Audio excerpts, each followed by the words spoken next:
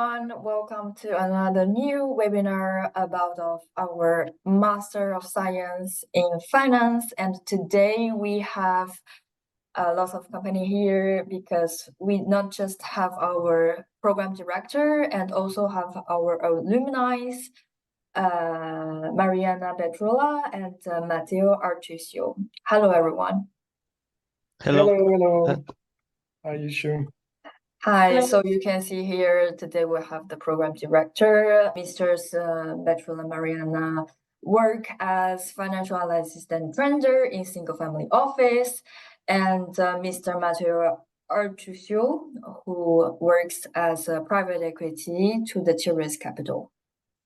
So we just make a little bit quick presentation about why you choosing to do MSc in finance in Monaco, and then we will have a little talk with our alumni, and then quick presentation also about our Master of Science in Finance programs, what we can propose to you, and then it's time to all your questions. You can anytime use the section chat and Q&A sections to type or to ask any questions that you want.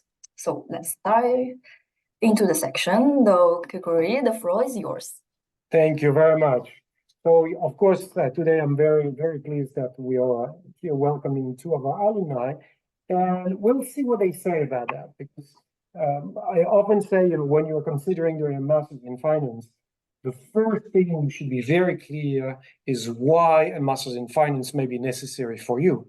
And typically, it comes to a few reasons, but the main reasons are you need to acquire, strong technical knowledge. You need to develop your analysis skills, probably acquire also a few soft skills, including, behavioral ones, and making sure that you can be a great communicant. Because in the end, no matter what we do in our analysis, we often have investment committees or clients to convince that we had the right and made the right choice.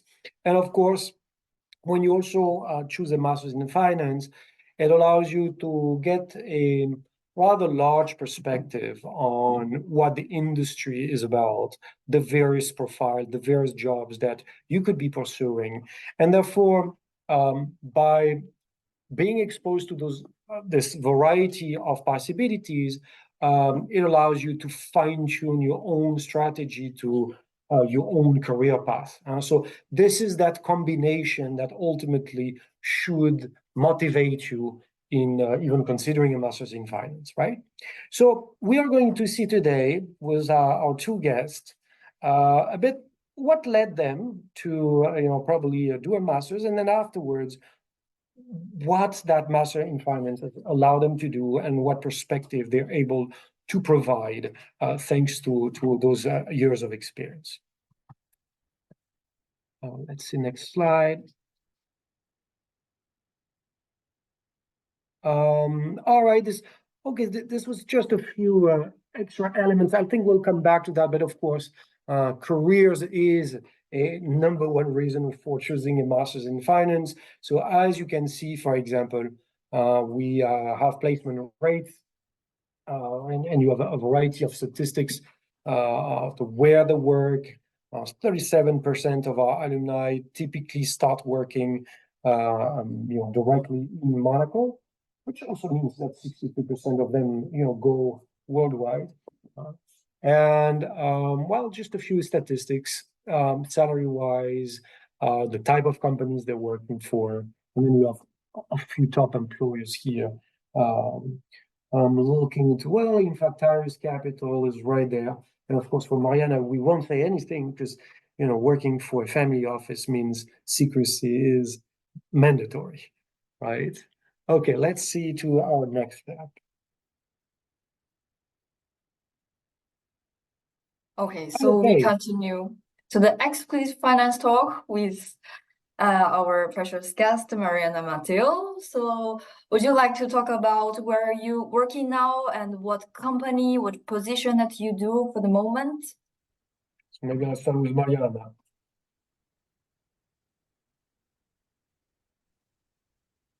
Okay, so hello everyone. Pleasure to be here. Honored. Thank you, of course, to the the university, for always coming back to the students in order to be able to continue the journey. So now I am working as a financial analyst and trader for a prominent single-family office based in Monaco.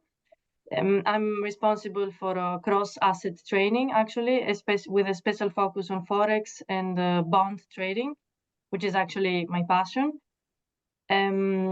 Also responsible for treasury and bond management of portfolios which are managed internally, of credit analysis for companies, reporting purposes that we have internally. But actually, my role goes even beyond that, which is to ensure that all operations with the banks on all fronts run smoothly.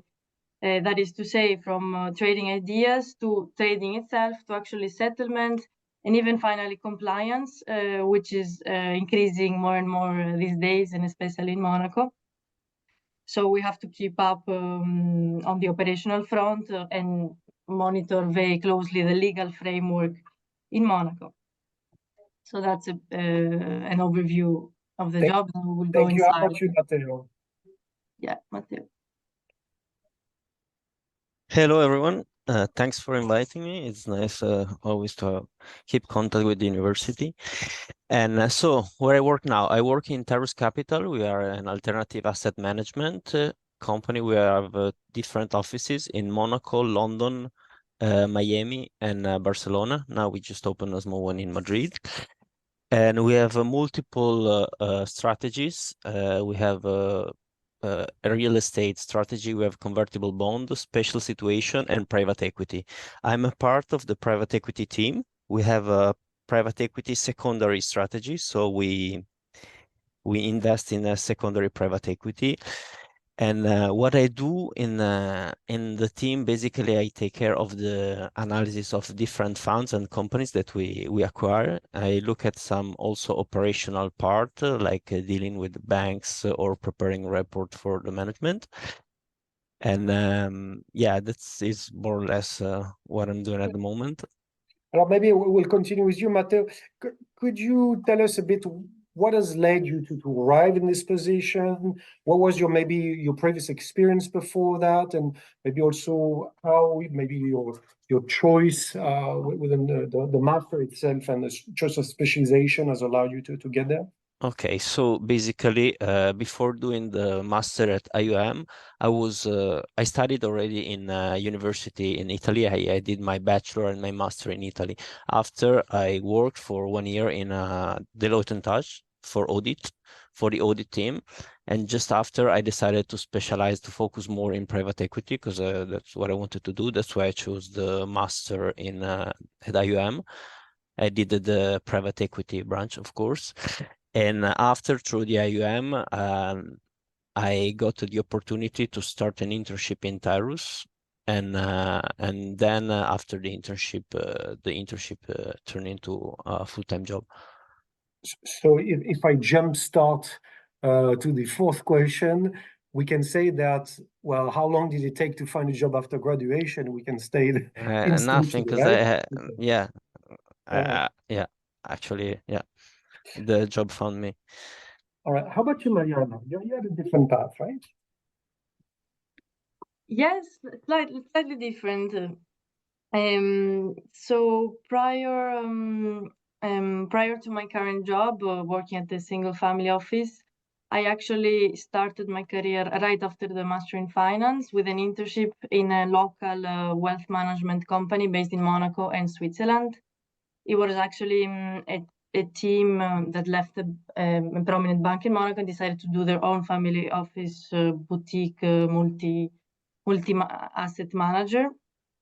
So it was a very, very nice experience, very resourceful, very insightful. The fact that being in a small boutique wealth manager, you get to interact with the banks because they are your custodians, but also at the same time, you get to interact with different fund managers to do fund picking, both in the public sector and the private. And of course, you get to interact with clients. So advisory was my role over there. and it was very, very interesting to get to know the people, the different nationalities, the different languages, of course, and how to measure and prepare proposals for either mid-range clients or ultra high net worth clients.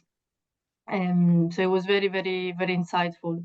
Then, of course, my passion was bonds, of course, and trading. So I wanted to be more on the financial markets and a bit less, I would say, on the operational side, front office and the compliance intensive job that both banking and asset management companies in Monaco do require. But then again, a very, very insightful experience, which I would suggest to anyone trying to find a good compromise between working in a bank, but not really inside the bank.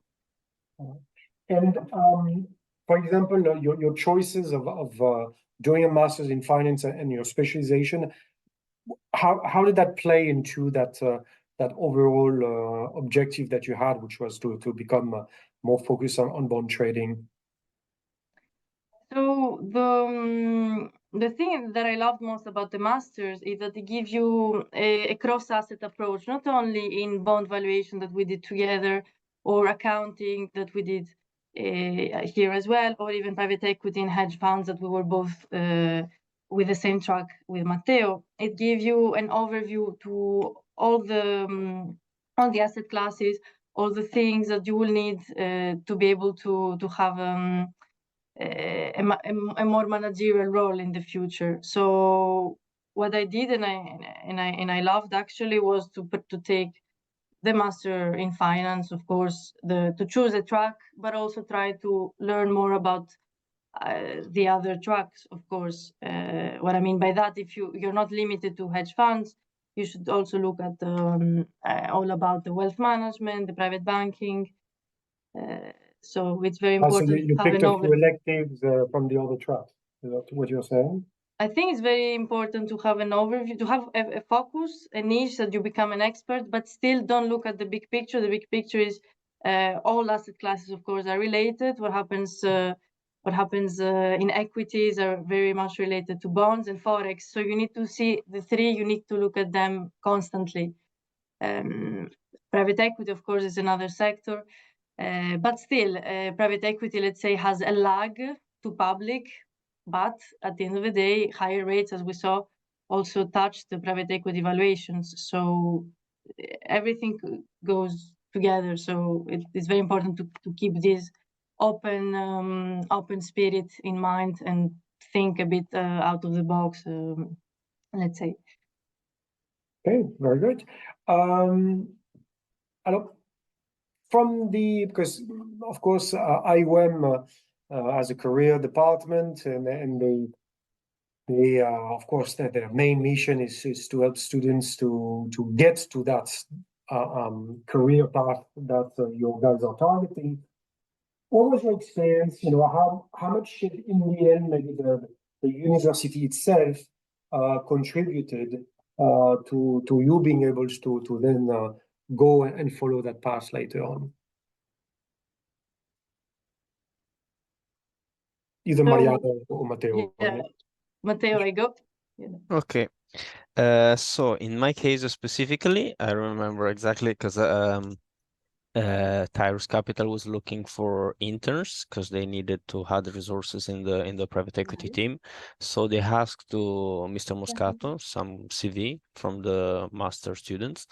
And so they got 3 CV, and at the end, I was selected with another friend of mine for the internship. So actually, it was also fun because I started the internship with one of my closest friends in the master, and that's it. So yeah, actually, I found it directly through the university because 𝗬𝗏 had already a connection with the university, so they directly asked for CVs. Yeah, thank you. How about you, Marianna? How was your own experience with the career department, and what did they do for you to help you? So I would say similar. So during the 𝗲𝗿 organizes what is called the business days, which are very, very important and have become even more important throughout the years, which gets you a very nice opportunity to have the local players, the local banks, the local wealth management companies actually at the university to organize one-to-one interviews. This is what I actually did back in both in the bachelor and the master's. It gave me points of contact to different banks, different local asset managers. And at the end of the day, I grew and drove and continued this relationship, this dialogue with various people in the industry. And once I was finished with the master in finance, I went right after it to work. Now the same is true for the London track. You should take opportunity of being in London and actually grow your network, and with the help of the local alumni community. If London, let's say, it's your target, you should take this as an opportunity to already start applications, because you don't want to arrive to the end, of course, with not having a plan clearly thought. All right. Okay, so now that we have I think a decent understanding about your path and everything else, what would be maybe, you already just gave advice on how they should leverage on the London job, but what maybe big advice would you give to a student, well, a prospective student, so in other words, someone who's not even inside IUM, has not even been yet experienced the master in finance? What would you recommend to them? What would be your piece of advice?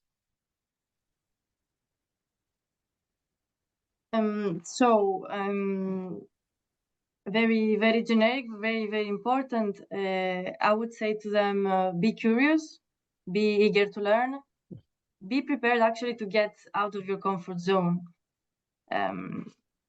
Pay attention to details. It's actually charisma, being able to look something from a top-down and bottom-up approach. And this is something you will be expected to do on the job one day. I would say, again, be a team player. You will only get as far on your own, but as further as a team. Wherever you come from, if you're Italian, French, German, Swedish, I would say don't speak just language. Don't limit yourself to that. Be polyglot instead. Especially if you want to do a career in private banking, languages are key and even demanded. Finally, education never stops. So right after your studies, you should always try to continue to expand your knowledge, to find the niche that you like, and then becoming an expert in it. And that's it. Oh, wow, that's more than just one advice. That's a series of advices, good advices. We will come back on that, all right, for sure. How about you, Matteo? What would you say? Actually, I was unlucky to come second to Marianna because she said already but no, actually my suggestions are the same. Be curious and not focus only on something specifically since the beginning, because you never know. I mean, it's always good to explore every branch, and then the finance is evolving all the time. So there are some things that are growing and that you don't even know about. For example, when I thought about when I started my study and I was thinking about private equity, I didn't even know that there was a secondary market, and now I'm working in the secondary market. So be curious and don't stick too much to some idea that you have in mind, but be open to explore everything. And second, use these years of study for learn how to work in team, because at the end it's one of the most important thing, to deal with the colleagues and work together. And also not only to work in team, but also to build your personal knowledge capabilities, like your judgmental capabilities, because it's one thing that I mean, a part of the technical aspects is something that at the end will give you the value once you are at your place, at your position, at your role.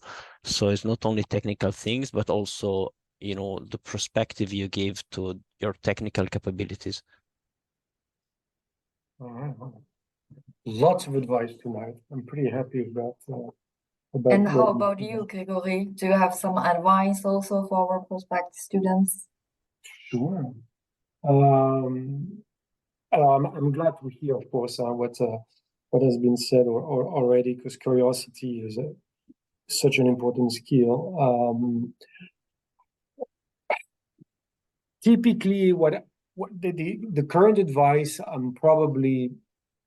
I've been giving more and more lately to most of my prospective students is really, you need to look at your year with us, or your year and a half with us, as a transformation year, right?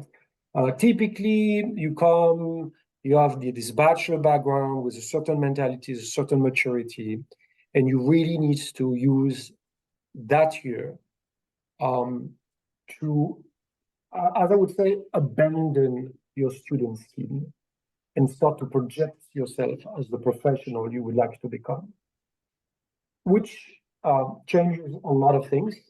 And in particular, it allows you to start to change the way you learn, because you don't learn because there's an exam or a homework or whatever. You're learning because you realize you need to know those skills, you need to acquire that knowledge, and then being able to use it later on. And it's essential. So same thing, the group assignments, you know, you both said, you know, working in teams was part of a very important dimension of the learning experience.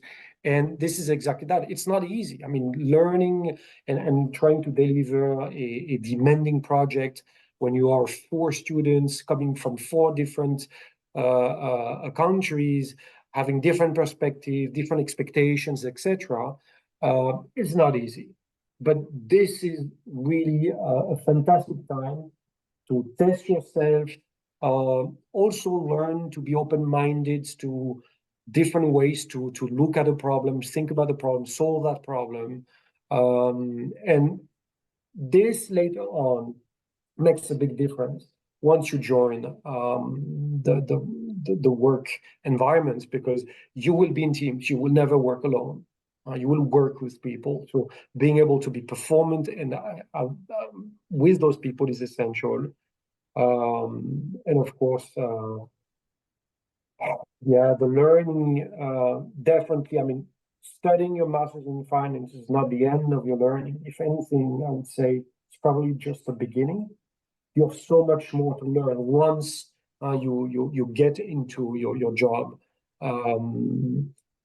It's digesting typically a lot of things you've seen before, but in a practical way, in a way that is going to change. And yeah, so think like a pro right from the beginning of your studies. Don't be just a student. Voilà. Yeah. So advice of the night. Thank you, Yuri. Thank you, Matteo and Marianna. So it's almost time for every participant's questions. Please don't hesitate to write your questions on the chat sections and the Q&A sections. Just before answering all questions, we will give you a picture about our programs and specializations that IUM offered. So if you would like to talk about a little bit, Gregory. Of course. So the full-time program is built around the idea that as a future finance professional, you need to have a strong exposure to all dimensions of finance. So a strong core. So we have that common courses. So courses like accounting, corporate finance, portfolio theory and management, derivatives, risk management, you name it. All of those ethics, of course, all of those courses are fundamental. And then because we also want to help you take an angle, you know, build a competitive advantage, we offer 3 very different specializations. So we have the hedge fund and alternative investments, which is mainly, as the name suggests, focuses on the asset management side with a focus on non-traditional investment strategies, including ESG investment. We have the second specialization, which is the private banking and wealth management, like the name suggests. The focus is on advising ultra high net worth individuals and family offices on their investments. And then last but not least, the private equity and investment banking that focuses on what I would call the more transactional side of finance. So think about mergers and acquisition, buyout investing, venture capital, private debts as well, but also real estate and others, right? Where, essentially, making a deal is what matters, or doing an IPO, for example, right? They are structured in a similar manner. So you first have a period of courses. So the two first one, the hedge fund and the private banking, the course take place over a 10-month period, and then they're followed by what we call the capstone project. The most common is the choice for most students is the internship. And then for the third specialization, the private equity investment banking, we add an additional semester in London, where you take advanced courses.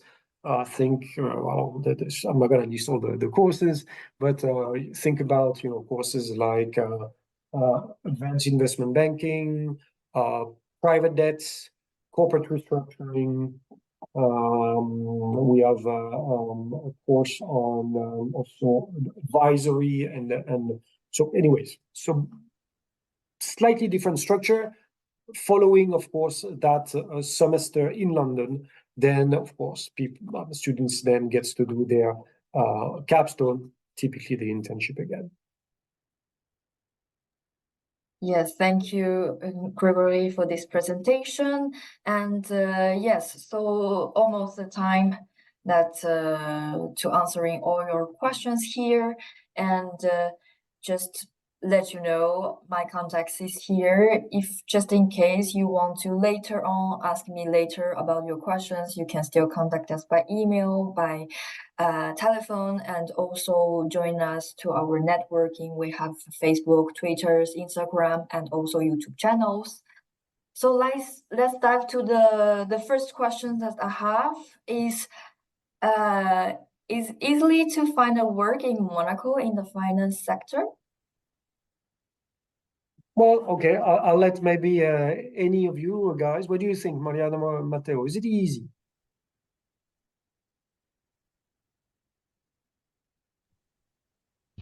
I can talk just from my personal experience, and for me it was, but I don't know, maybe Marianna has a more. Is it easy, sorry, To find a job. To find job. And I'm not saying just for you guys, with your own perspective, even including of maybe your colleagues and what you see. I mean, I guess, is this an easy market? Is it competitive, Monaco? How is it? No, I would say it is extremely competitive, a market, and very special, Monaco. That is to say, there are few banks, actually, 30 banks that have been consolidating over the years, so even fewer. There are many, however, asset managers. So to be able to attract a position in either a bank or an asset manager, you need to have the skills we've been talking about, like languages, the technical skills Matteo is saying about the private equity, for instance, and of course the network. So you should start building a network while being at the university. Is the best way for you to increase the chances of being able to get an internship and hopefully a job, of course, here in Monaco. So network is number one. How about you, Matteo, when you look not just at your own experience, but maybe around what you've seen, what struck you as being maybe a common What I've experience? seen that mainly it's easier if you speak French and Italian. And so that are two skills that are helpful to have to find a job here. And no, as Marianna said, the network is everything here because being small, it's also easy to, to know people and to get to know, because the position for sure are not as many as you can have in a big cities, but maybe it's easier to get in contact and to, to get in contact with the right person and to get to know that there is a pending position. Yeah, very good. Yeah. I mean, my perspective on this, and of course, I've been looking at this market for the past almost 20 years now. It is a competitive environment for sure. Then this is where IOM brings, I guess, a little, well, probably a big difference, which is to facilitate also the connections with minimum place. But then it will not replace the need of, how strong are you technically, how many languages you speak, how likable are you, do you have investment ideas? I mean, do you bring something to the table? Nothing is going to replace that. Even in the least competitive market, the reality is the market is as competitive as the clients, and the clients are very demanding no matter where they are. And so in the end, you need to be very competent to serve those clients. So that's at least my take. Yes, definitely. And I just want to join what Matteo said, is of course, if you can speak Italian, French, another language, it will be a very big bonus to work in Monaco. But it's not all mandatory for all the jobs here. And at IUM, we also offer language courses to all students. You can study Chinese, Italian, French, Russian, and Spanish. So these options also will help you to boost to find your future work. And next question that I have is, what the key criteria that admissions committee considers when evaluating applications for this program? Alors, they look at many different things. Of course, they start with your academic background. What have you studied before? How strong is your academic background? Your grades. We are very curious to the quality. So which institution, which program, and what grades? And this is 3 dimensions. We don't think that if you've not been exposed to finance, then it's automatically you're eliminated. Because again, we also welcome candidates from different pathways. I'm thinking about, in particular, engineers or lawyers. So those typically come from very good schools, law schools or engineering schools. And they have a strong, good reason to want to switch to finance. So, which leads me to the second criteria that the committee looks is motivation. And by motivation, we don't just look at some words where, the candidates would say, I'm very motivated. We really look at the evidence of that motivation. What have you done? What steps have you taken that show us that you are truly committed to make that graduate studies in finance, which is typically linked to career and specific career objectives, desire to learn specific, I would say, technical elements, and often it is backed by an evidence that you've started to do that. Often, when people tell me that they are very passionate about investments, one of my first questions is, okay, what would be your top investment right now? Right? If you had to recommend one, well, which one would it be? Right? So we want to see, is there reality behind what you say you are, right? So we want coherence in between and understanding that. Afterwards, all the criteria, of course, English is a must. The whole program is taught in English, so your level of English is also assessed carefully. I would say these to me are the three main ones. In addition, something that is important for us, we also look at the other dimension. So who you are as a person, what you do when you're not studying, what you do when you're not working, right? How do you project yourself in society? Are you only focused on yourself, right? Or do you display a certain open-mindedness? Do you engage into activities that, for example, benefit others? Or do you engage into social activities or charities? Or, you know, or do you have a particular passion? Maybe you've been a highly ranked sports person, or you love arts and you've been, I don't know, been painting, or you've been why not playing a musical instrument, you know, something that also shows us a personality behind it. Because in the end, this is what we look for. We want to create a program that is made of a collective of very different personalities, which makes a rich experience once you join as a student, because you're surrounded with so many great people around you. So you learn from the professors, learn from the professionals, but guess what? You learn also a lot from your peers, those who share that learning with you. Yes, definitely. Thank you, Gregory. And the next question is, how many people are they typically in the class? So the size of class?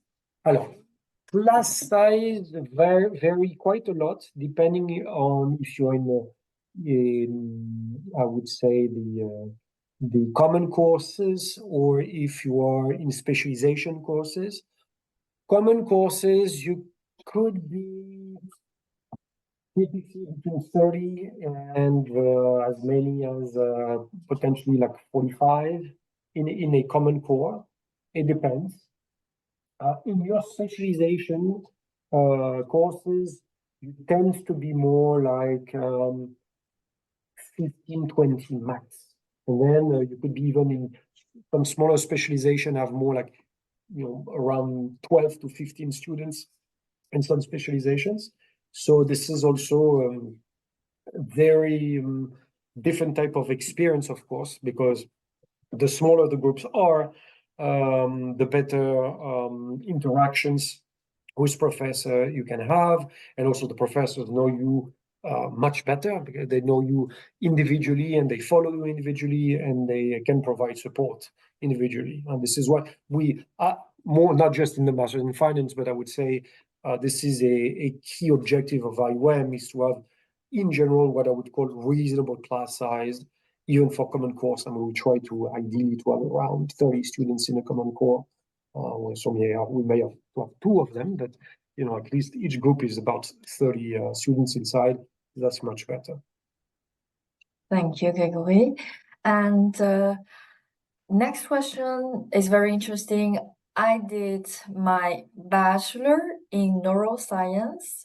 May I join the program, my MSc in finance still? Alors, you may. Again, it would have, like, the way we do admissions, among other things, we, for example, ask you to write a number of essays, and those are non-technical essays, right? These are essays about who you are.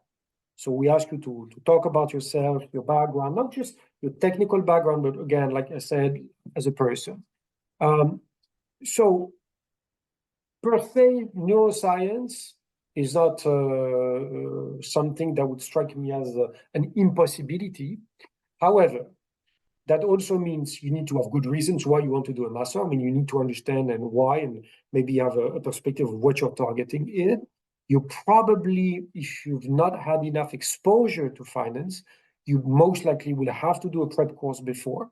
I mean, IOM provides some, of course, to help you before admission. But this, if you do not have, for example, enough accounting or basics of time value of money, to just name a couple of elements, then for sure you'll have to do a prep course, because again, we are assuming that all our students, including those that come from a different branch, have a common basis in finance when they start.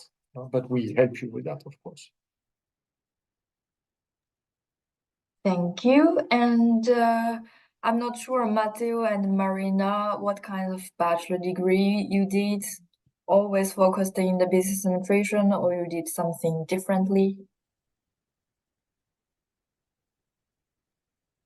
In my case, my bachelor was in economics, and the previous master was in business management.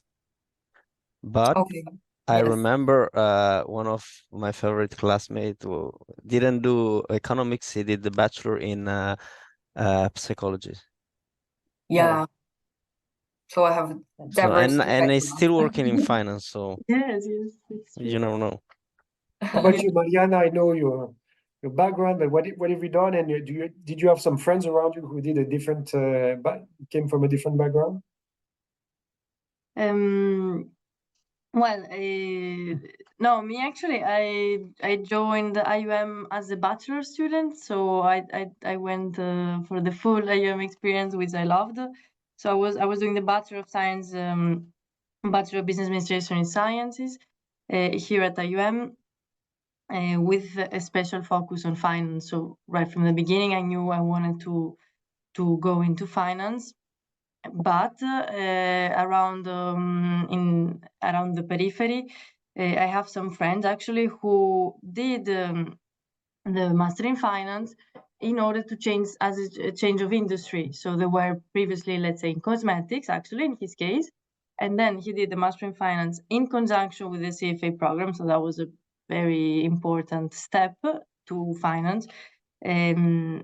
And then he went to become a chief financial officer in a single family office based here in Monaco. So anything is possible. And as Mr. Moscato said, this program puts you the foundations of finance, gets you a full overview to the technical skills you will need. And then, of course, it's up to you to find your niche, find your specialty, and be even more experienced and grow your knowledge even more in this field. Thank you, Matteo and Marianna. Next question is, what GPA should one have from the bachelor's to get in? So we have, yes. What do you think? As high as possible, of course. Huh? Yeah, is what we're looking the for. one. Otherwise, no. We are just joking. We don't have requirements of GPA. So for the application process, it's very simple. Everything is online. You go to our website, click on apply online. What we require uploaded documents is your CV, motivational letter, your transcripts. So at least first and second year of your bachelor's, if you are doing your third year of your bachelor degree. And then if you have a letter of recommendation, you will also very good bonus, but it's not mandatory. Then we will evaluate your profile globally and pass your profile, then making an interview with the program director here.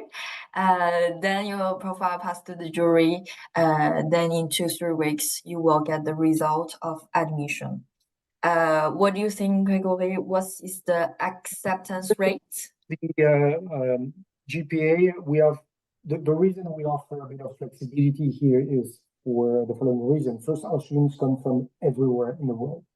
So they come from very different grading systems. It's sometimes not so easy to compare really what's what and what's so we don't have like a fixed CGPA. We still look at performance. We still look in particular comparatively when we have enough comparison. What we know our success rate as far as our students correspond to. So we still use scales to make sure that our students are on track. So for sure, if you have a C or lower, so which is typically if you have less than 2.5, yes, your chance to get not just to IUM, to any good school is going to be quite complicated, because again, there's a high competition. But some of our students come from a path where in science, getting anything above 2.5 is a miracle. Why by tradition, 10 is a good grade out of 20. So that's 50%, which for us would be almost a fail. So we show some flexibility here also. And this is also why we have a rigorous process afterwards to make sure we understand what the profile and the academic profile really is. And how about acceptance rates? Is very easy to get admitted or not? It's always the same thing. When the acceptance rate is high, when the profile matches what we're looking for. And again, what we're looking for is very different type of people. I mean, we're not closing the type of people, but I come back to, how much value do you bring? So in other words, what have you done in your life? How much did you engage? Do you have the right profile? So if you are matching those criteria, your chances to get in are pretty good. And if you don't at all match any of those criteria, your chances of getting in are pretty low, I would say. Voilà. Acceptance rate, yeah. Thank you. Due to the timing, I'm gonna selection one questions here to finish the webinar. So what is the course evaluation method? It is based on continuous assessment, their midterms or group projects. Okay, very good question as well. Actually, everything that has been cited, we do. So, of course, there's a final exam at the end of any course, but there's also 50% of the grade that comes from the continuous assessment, which may include things like homework, projects, midterms, etc. Different courses do different things. Some courses have more emphasis on individual components. Others, for example, I'm just thinking, for example, if you look at valuation and accounting, may probably focus much more on the individual ability of students to learn and therefore to show us that they've displayed it. But it's also because we have another course that allows to combine both elements together, and that is being done through a big project and in group. So we touch on, I would say, a bit everything from that perspective, and each course has a balanced in between individual, group work, homework, projects, and then quizzes and final exams. Yes, thank you very much, 𝘂𝗍𝗄𝗻. And yes, I still have lots of questions here, but due to the timing, you can still contact me especially via emails and callings. You are very welcome to contact us, and I will let my email address in this chat. And of course, we regularly organize the webinar sessions, so every month you can join us sometimes to get more information about the MSc in finance. And tonight, thank you very much, Matteo and Marianna, your insightful experience and advices here. And thank you very much, 𝘂𝗍𝗄𝗻, as always. And hope you enjoy a very good night, and maybe see you very soon. Thank you. All right. Have a good evening, Thank you. everyone. Thank you, everyone. Thank you. Bye. Bye. Ciao, ciao. Bye. Ciao. Ciao.